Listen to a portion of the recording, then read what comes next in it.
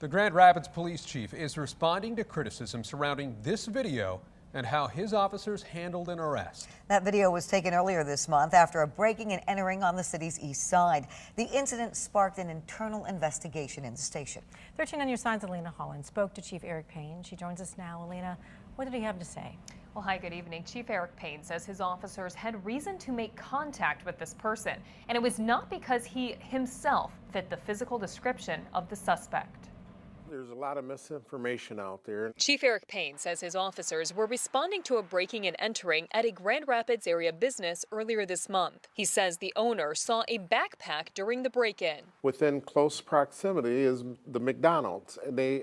Our officers observed a subject with a backpack that fit the description that the owner had said was by the point of break. Chief Payne says officers tried for several minutes to talk to this person. The subject became non-compliant and would not follow officers' orders as they were trying to make contact to figure out whether or not he was involved in this incident. The man was eventually taken into custody and charged with resisting and opposing a police officer and malicious destruction of property. There's reports of injuries he sustained.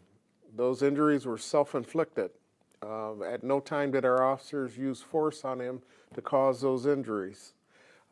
Basically, he banged his head into the side of our police car. He remains a suspect in the original breaking and entering. However, in a video of the incident shared on social media, "Stay, don't move, do not move," people can be heard saying the man works at the McDonald's where the arrest took place, and he was there to pick up his check. An activist for Justice for Black Lives who shared the video said it shows racial profiling. Chief Payne's response: There was no mention of race at all. I mean, the backpack was distinctive enough that drew their attention to the backpack.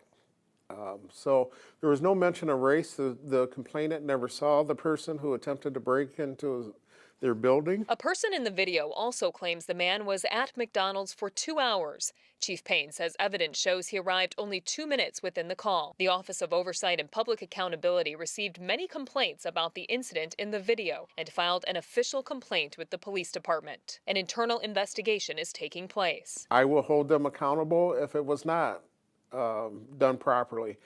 Preliminarily, of course, the investigation is not complete. What I have been told so far and what I have seen, it appears our officers acted accordingly. But I want a complete investigation done to make sure that we do have all the facts.